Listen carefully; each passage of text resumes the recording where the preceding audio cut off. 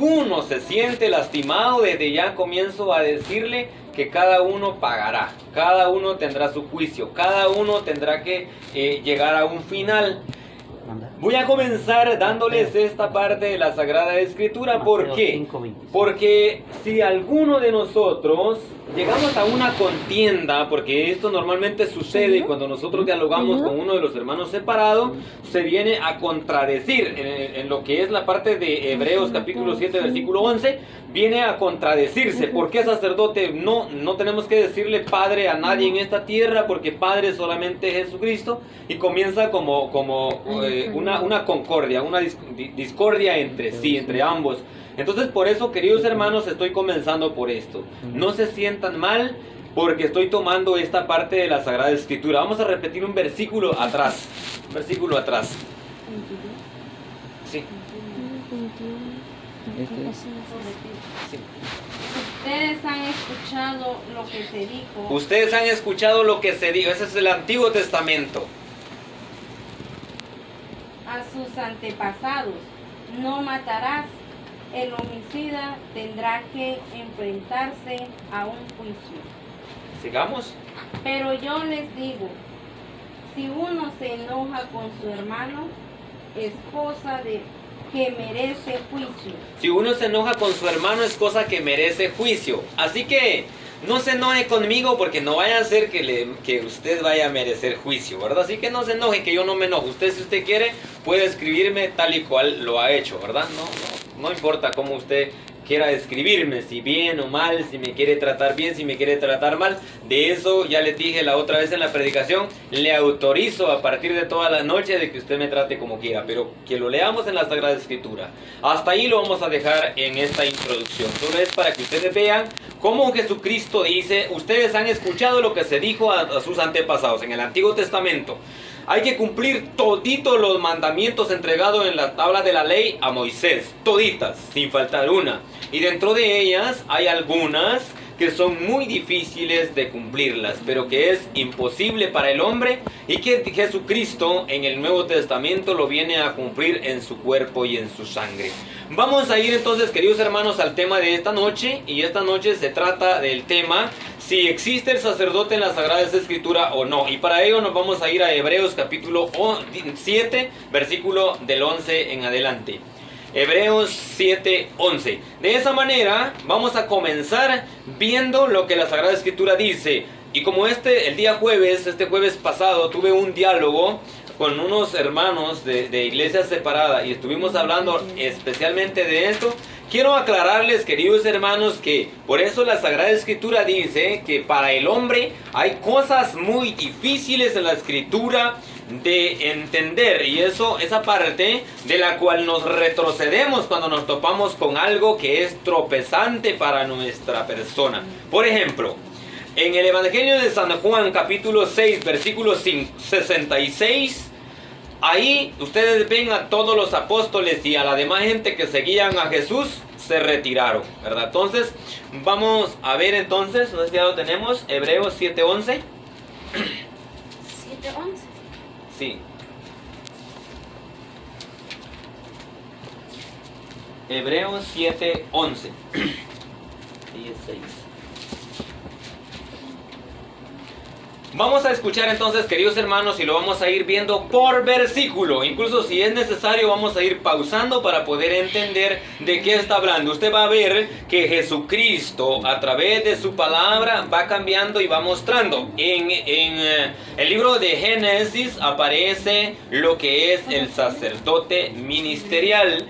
Y hoy lo vamos a ver rápidamente en el Nuevo Testamento, en Hebreos 7:11. Dice así. Así pues, el sacerdocio de los levitas, que es el fundamento de la legislación de Israel. Aquí está hablando de un tipo de sacerdote, y ustedes van a ver cuántos sacerdotes. Bueno, existen muchos más, porque también están los sacerdotes judíos, que no lo va a decir acá, pero sí lo podemos ver en la Sagrada Escritura. Entonces, aquí está hablando del sacerdote levítico. Ofrecían ellos sacrificios de animales para el perdón de los pecados. Sigamos, el sacerdote levítico lo hemos visto en esta parte. Veamos ahora qué otro tipo de sacerdote existe, pero aquí Hebreos lo va explicando. Vamos a ver. No es capaz de llevar al pueblo a la religión perfecta. No es capaz, el sacerdote levítico no es capaz de llevar a la congregación, al pueblo de Dios, a una comunidad o a un lugar consagrado y perfecto. No es capaz, por eso Jesucristo vino y lo cambió. Veamos qué más dice la Sagrada Escritura. De lo contrario, ¿qué necesidad habría de otro sacerdote? De lo contrario, aquí encontramos una parte muy sincera. De lo contrario, ¿qué necesidad habría de cambiar otro nuevo sacerdocio? Aquí me detengo porque me decían en los comentarios que hacíamos con los hermanos separados, decían ellos de que aquí está diciendo que él quitó el sacerdocio y que solo se nombró él. Pero recuerden, queridos hermanos, que Jesucristo es, no lo que dice ahí la Sagrada Escritura, Jesucristo es el sumo y eterno sacerdote. El sumo sacerdote es el que traspasa la cortina y está al otro lado. ¿Y dónde está Jesucristo? Al otro lado de la cortina. Él rasgó en dos la cortina, separó el Antiguo Testamento del Nuevo Testamento y él entró, él traspasó. Por eso Jesucristo es el sumo y eterno sacerdote. No podemos confundir lo que él puso como sacerdocio a él, que es el sumo y eterno sacerdote. Veamos. Hebreos 7:1. No se hace mesanza de Aarón, sino No se hace semejanza de Aarón, otro tipo de sacerdocio. Otro tipo de sacerdocio que es ahora el de Aarón. sino a semejanza de Melquisedec. Aquí hay tres tipos de sacerdote que está mencionando Hebreos. Está mencionando el sacerdote levítico que no es capaz de dirigir a un pueblo a un lugar perfecto, a un lugar de claridad. Está mencionando al sacerdote, al sacerdote que tampoco es capaz de emitir la presencia de Dios a través de los sacrificios. Pero sí está presentando un tercer sacerdocio que es después del sacerdocio de Aarón, que es al sacerdote que es el actual de ahora, que es el que Jesucristo establece. Vamos a repetir esa lectura, no sé quién más puede ayudarnos a leer. Vamos a repetir esa lectura para ver en qué momento, en qué puntito Jesucristo cambia el sacerdocio. Cambia después del sacerdocio de Aarón. Sino a semejanza de Melquisedec, y si hay un cambio en el sacerdocio, necesariamente la ley también ha de cambiar. Y si hay un cambio en el sacerdocio, necesariamente también la ley ha de cambiar. Bien, ahora veamos cómo Jesucristo cambió la ley del sacerdocio, del sacerdocio levítico, del sacerdocio de Aarón. Ahora viene él a poner el sacerdote, que es el actual de ahora, el sacerdote que ofrece pan y vino a la orden, a la práctica, a la enseñanza de Melquisedec. Melquisedec es el sacerdote que se menciona en el Génesis, que ofrecía pan y vino. Vamos a irnos, hasta ahí no vamos a quedar, vamos a irnos a Levítico. Vamos a irnos allá al libro de Levítico capítulo 21 versículo 8. Queridos hermanos, la Sagrada Escritura es bien clara. En esta parte de Hebreos 7:11 hemos visto cómo Jesucristo no termina el sacerdote, sino dice que lo cambia por otro. Hasta dice que lo pone a la orden de Melquisedec, y la cual dice que también la ley va a cambiar. Es decir, lo que ofrecían sobre el altar, que era sacrificio de animales, ahora viene Jesucristo a cambiarlo a la orden de Melquisedec, ofreciendo pan y vino sobre el altar. Si ustedes ven, queridos hermanos, en este tiempo que estamos, todo sacerdote Levítico 21:8. Todo sacerdote ofrece en el altar en la Santa Eucaristía el vino y el pan a la misma orden de Melquisedec según la orden de Jesucristo. Entonces, queridos hermanos, así como Jesucristo establece el nuevo sacerdote, da también una orden y dijo, cuando Jesucristo establece el sacerdote y lo pone a la orden de Melquisedec, dice, voy también a cambiar la ley, ya no más sacrificio de animales, porque después de eso continúa diciendo, sacrificios y holocaustos no quisiste, no te parecieron, porque no tenían el poder y la potestad de sanar ni de perdonar pecados. Hasta ahí no llegamos, pero se los deletreo, usted lo puede seguir leyendo del 11 hasta el 19. Bien, queridos hermanos, escuchamos ahí lo que dice la lectura de Levíticos 21:8. ¿Por qué? Porque necesitamos saber qué tipo de sacerdote es el que debemos tener en medio del pueblo de Dios y cómo debemos tratarlo nosotros. A esto voy. Porque hay hermanos de las iglesias separadas, de la iglesia evangélica, que dicen que nosotros no podemos confesarnos delante de un sacerdote. Esto lo digo por los niños que tenemos hoy acá presentes y por los que ven a través del canal. Si no les enseñamos nosotros como padre que la doctrina de la Iglesia Católica es bíblica, cuando van a llegar hermanos protestantes a explicarles que no debemos confesarnos ante un hombre porque es pecador y más pecador que yo, entonces si no aparece en la Biblia, queridos hermanos, nuestros hijos o incluso usted que me está viendo se va a ir para allá porque va a decir es verdad, no debemos confesarnos. Pero acá vamos a ver, queridos hermanos, si sí podemos confesarnos y cómo le vamos a llamar nosotros al sacerdote. Si la Sagrada Escritura dice que los sacerdotes son santos o son pecadores igual que nosotros. Veamos lo que dice la Sagrada Escritura. Al sacerdote lo tendrás por santo. Miren ustedes, queridos hermanos, vamos a leerlo desde el 5 para que ustedes vean que hay un paso. Brinqué aquí al 8, pero solo para que ustedes vean. Al sacerdote lo tendrás por santo. Es decir, claramente la Sagrada Escritura dice que el sacerdote no es un santo. Es pecador como tú y como yo. Pero dice la Sagrada Escritura, lo tendrás. Yo no puedo como católico y como darles a ustedes esta charla diciéndoles que sí, el sacerdote no es santo y que no podemos confesarnos, porque yo no puedo cambiar. Cuando yo sea Jesucristo y pueda hacer una escritura hecha por mi mente, o cuando usted sea Jesucristo y pueda usted hacer una Biblia, hágala a su manera. Pero mientras que Jesucristo sea nuestro Señor y Salvador, y sea nuestro Dios, nuestro Creador, sean las palabras de Él escritas en la Sagrada Escritura y nadie puede cambiarla. Es decir, al sacerdote lo tendrás por santo. Vamos a leer desde el versículo 5 para ver qué es lo que está diciendo la Sagrada Escritura. ¿De dónde ha salido el sacerdote? No raparán su cabeza, ni rasurarán los lados de su barba, ni se harán cortes en su cuerpo. Serán santos para Dios y no profanarán su nombre, porque son ellos los que ofrecen los sacrificios por el fuego. Queridos hermanos, voy a hacer énfasis acá desde el 5 en adelante. Usted va a decir, pero el sacerdote se rasura, se corta el cabello.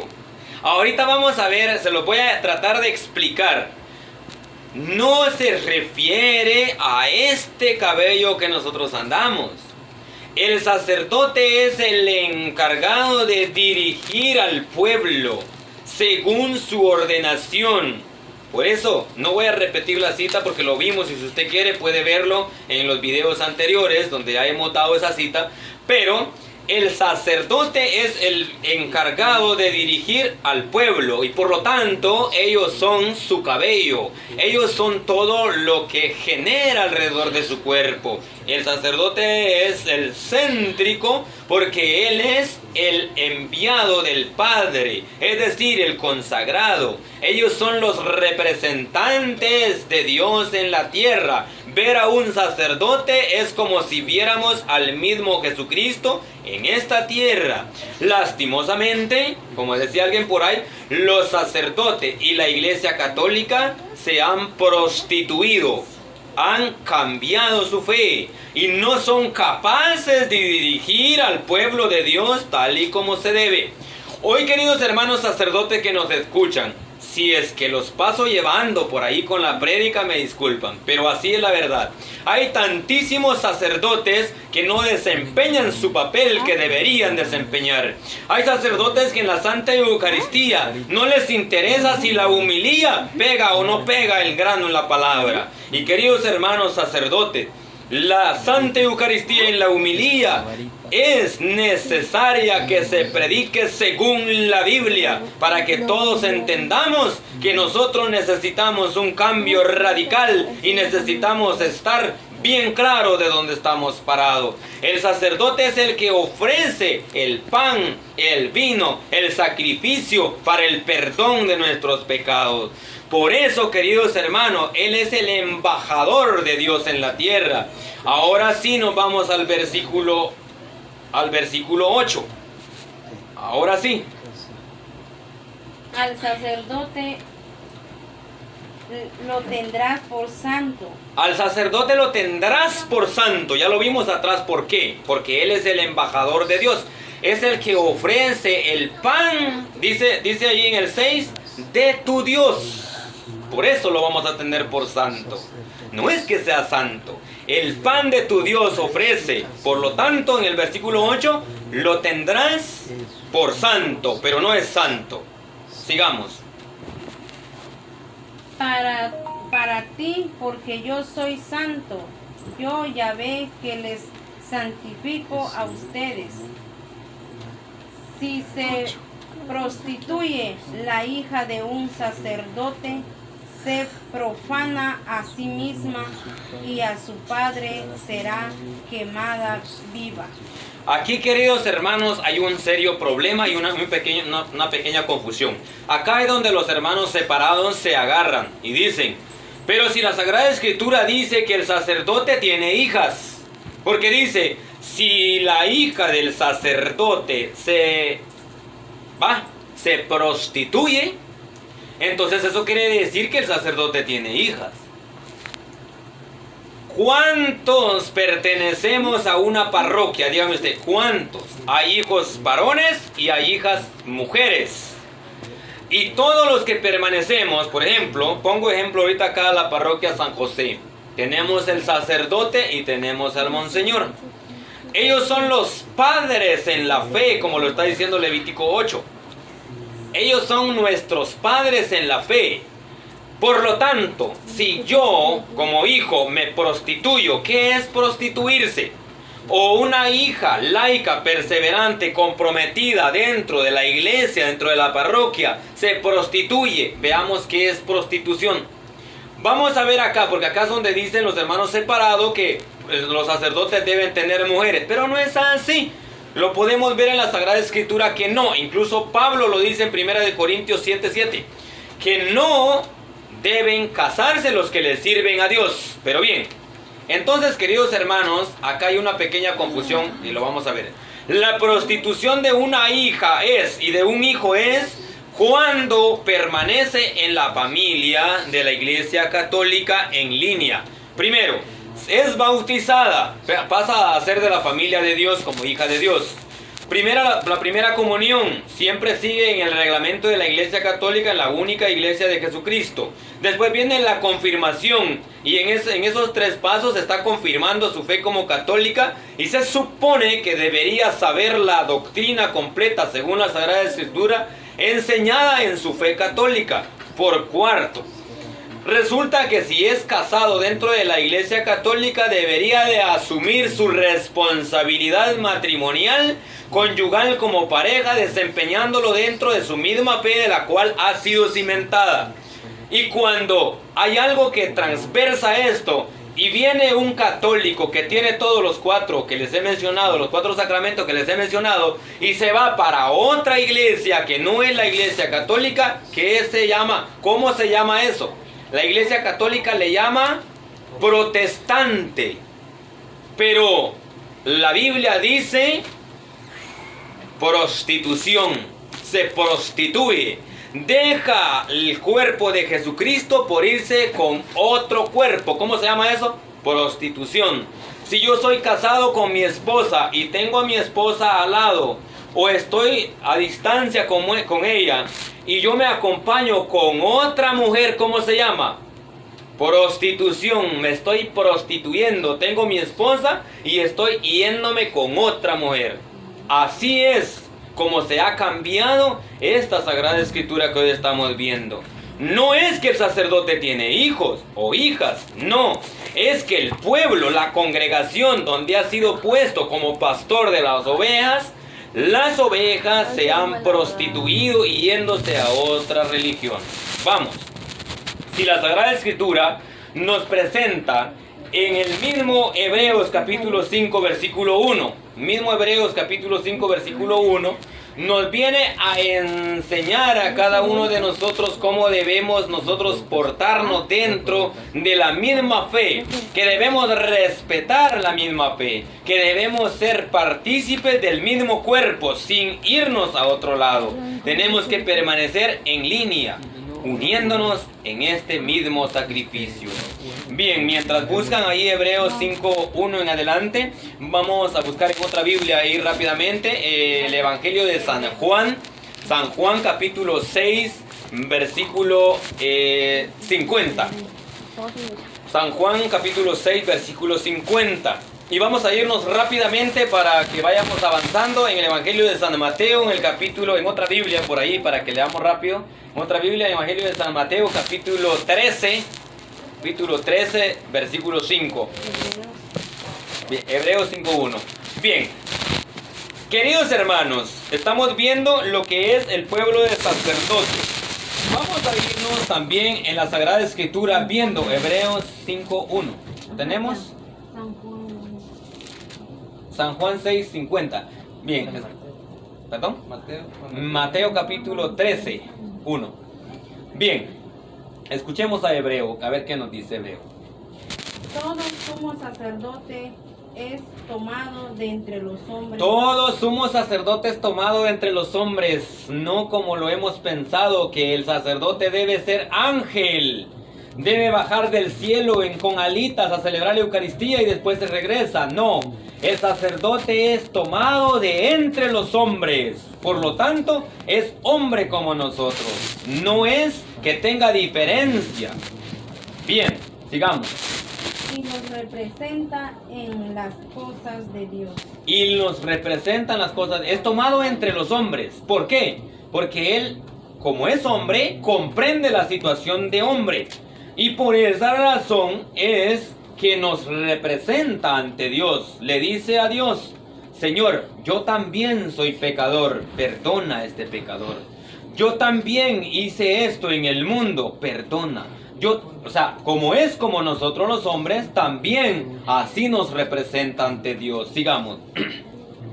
Por eso ofrece dones y sacrificios por el pecado. Por eso ofrece dones y sacrificios por el pecado. ¿Qué ofrece? Veamos qué ofrece el sacerdote de ahora, el actual, que es a la orden de Melquisedec. ¿Qué ofrece? Es capaz de comprender a los ignorantes y a los extraviados. Bien, voy a detenerme por acá. Es capaz de comprender a los ignorantes y a los extraviados. Veamos esa parte. Ignorantes, ¿por qué? Porque no se meten, no se someten a él. ¿Sabe qué es lo que nosotros hacemos con el sacerdote? El sacerdote nos escucha. Oigan lo que voy a decir acá. Está en la escritura, no lo tomo ahorita. Cuando nosotros miramos a un sacerdote y le decimos: Padre, Dios lo bendiga, eso no es correcto. Dice hermano Roberto, pero ¿y no es como? No, porque el sacerdote es el que nos representa a nosotros como laicos dentro de la Iglesia Católica, nos representa ante Dios. Por lo tanto, el sacerdote es el representante de nosotros y es él el que debe decirnos a nosotros: Dios te bendiga, mijo. ¿Cómo usted va a bendecir al sacerdote. Al revés, no se puede. Entonces, como somos ignorantes, le decimos a él, Padre Dios lo bendiga. Ignorante, pero él no se entiende y él lo único que puede decir es, igualmente hijo. Sabe que le estamos diciendo algo que no es, pero lo acepta. Respeta, acepta a los ignorantes. Otra cosa, si un sacerdote se topa con un hermano separado, ¿qué hace? No, es que yo soy cristiano evangélico, yo vengo ahorita de la iglesia y mire que estuvimos alabando a Dios. Y él se queda callado, dice, oh, está bien, de acuerdo, ¿verdad? A los extraviados también. Sigamos. Pues también lleva el peso de su propia debilidad. Lleva el peso de su propia debilidad porque es hombre como nosotros. Es comprensivo con todos porque es humano. No es espiritual, no es divino. Es ungido, pero es hombre como nosotros. Bien, quedamos hasta ahí. Si usted quiere en su casa puede seguir leyendo. Vámonos al Evangelio de San Juan, capítulo 6, versículo 50.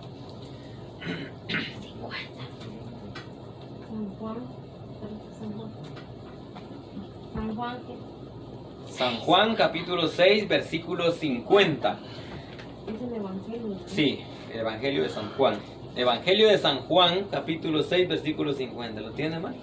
No, está diferente. No lo tienen todavía. Vamos a ver, vamos a esperar entonces ahí a que lo busquen los hermanos para poder saber qué nos dice ahí. Desde el versículo 48 nos viene diciendo Jesús cómo Él establece el pan, el vino en su cuerpo y en su sangre. Pero lo vamos a leer en el versículo 50 para que nos adelantemos un poquito. San Juan. A ver aquí, mijo. Vamos a ver si adelantamos un poquito. Nos vamos El a capítulo 6, 6. versículo 50. Bien, queridos hermanos, entonces en el Evangelio de San Juan capítulo 6, versículo 50. Ya lo tengo. Ah, bien. Dice así. Aquí tienen el pan que baja del cielo. Aquí tienen el pan que baja del cielo. Sigamos. Para que lo coman y ya no mueran. Para que lo coman y ya no mueran. Versículo 52. Los judíos discutían entre sí. Discutían entre sí. Miren, acá hay una confusión entre ellos. Los judíos discutían entre sí y vamos a ver una pequeña pelea que es la que sucede entre católico y evangélico. Cuando usted se topa con un católico y un evangélico es exactamente lo que la Biblia dice, eso es lo que sucede. No, ese no es el cuerpo de Cristo, no, ese es una maldición, no, ese es hecho por hombre, no, ¿cómo van a tomar vino en la misa? No, eso no es bíblico, veámoslo. Esa misma confusión cuando Jesucristo estableció su cuerpo en pan y su sangre en vino, sucedió esto en el versículo 52. Leámoslo. ¿Cómo puede este darnos a comer carne? Oigan lo que dice. ¿Cómo puede este hombre darnos a comer? Eso mismo es lo que dicen los hermanos separados. ¿Cómo va a ser el cuerpo de Cristo? ¿Cómo? Esa discusión ya venía. Sigamos escuchando para ver en qué termina. ¿Quiénes se quedan? Jesús les dijo, en verdad les digo que si no comen la carne del Hijo del Hombre y no beben su sangre, no tienen vida en ustedes. Jesús les dijo, si no comen la carne del Hijo del Hombre, no tienen vida en ustedes. Pero esta parte no lo entendieron. Esta parte trajo confusión. Y van a ver ustedes cómo la gente empezó a molestarse. Sigamos, para que entendamos despacito. Voy corriendo un poquito porque hace me hizo noche, me van a regañar los del canal. Pero Dios los bendiga a todos. Ahí, sigamos. El que come mi carne y bebe mi sangre, vive de vida eterna. Aquí hay una promesa de Jesucristo. Vive de vida eterna. ¿Y cómo termina diciéndolo? Vamos a leer bien altito para que escuchen, queridos hermanos, qué promete Jesús para el que come su cuerpo, el que bebe su sangre. Y ese es el católico. Hermano protestante, hermano separado. Esto es para el católico. Si tú quieres que Jesucristo te dé la promesa, escucha lo que la Sagrada Escritura dice. Está escrita y dicha por las mismas palabras de Jesucristo. Él mismo prometió y dijo. Jesucristo mismo lo dice en su palabra. El que come mi carne y bebe mi sangre, vive de vida eterna, y yo le resucitaré el último día. La promesa de Jesús. Y yo lo resucitaré el último día. Lo resucitaré el último día. Esa es la promesa de Jesús. El que come el cuerpo no es aquel que se dispersa por el mundo, no es aquel que perturbe su mente y que se deja llevar, como les dije el tema pasado, por doctrina diabólica, por doctrina puesta por hombre, que hace 500 años atrás, en el año 1520, se comenzó a cruzar la escritura. Todo iba bien, hasta que vino el ex sacerdote Martín Lutero a cambiar la doctrina de la Iglesia Católica por una doctrina personal, en el cual comenzó a odiar este evangelio, igual el de Marcos capítulo 22 versículo 19, donde viene a odiar esa parte de la Sagrada Escritura. Fue un sacerdote el que cambió todo esto, y por eso ahora hay católicos, evangélicos, cristianos en Jesucristo y creyentes en Jesucristo, y cristianos hombre, que solo se hacen gritar por las calles que son los verdaderos cristianos, cuando en realidad la Escritura dice que son falsos profetas, engañadores, que son falsas doctrinas. Incluso lo termina diciendo la Sagrada Escritura, doctrina diabólica, doctrina de demonios, lo dice también en la Sagrada Escritura. Veamos en el versículo 58.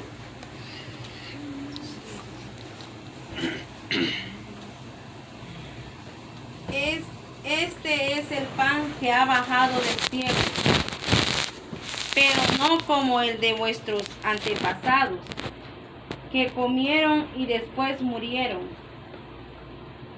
El que coma este pan vivirá para siempre. El que coma de este pan vivirá para siempre. Ese pan que está hablando Jesucristo es el que fue dada por él y fue lo que ofrecen ahora los sacerdotes. Ahora viene el problema.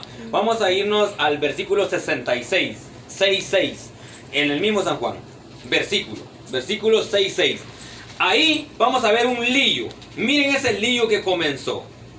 Ese lío comenzó en este mismo evangelio puesto enfrente de Jesucristo cuando él estaba dando esta doctrina. Y miren aquí, hay una cierta confusión que vienen todos los sacerdotes y nosotros los católicos, los predicadores, estamos enseñando que Jesucristo nos ha dado a comer su sangre y a beber su sangre.